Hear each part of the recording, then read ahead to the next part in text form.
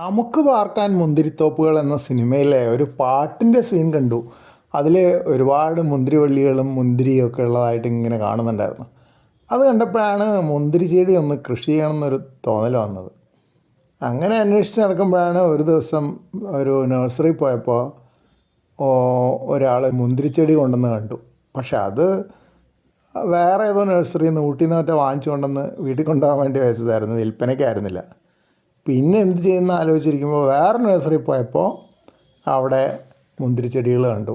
ചെറിയ ഗ്രോ ബാഗിൽ കുറേ ചെറിയ മുന്തിരിച്ചെടികളുണ്ടായിരുന്നു. അതിലൊന്ന് ഞാൻ വാങ്ങിച്ചു കൊണ്ടുവന്നു. അതാണ് ഈ മുന്തിരിച്ചെടി.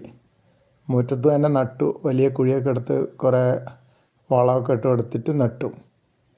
നന്നായിട്ട് വളരുന്നുണ്ട്, പടർന്ന് കയറുന്നുമുണ്ട്. 2 വശത്തേക്കും പടർന്നിട്ടുണ്ട്. കുറേ ശിഖരങ്ങളും ആയിട്ടുണ്ട്.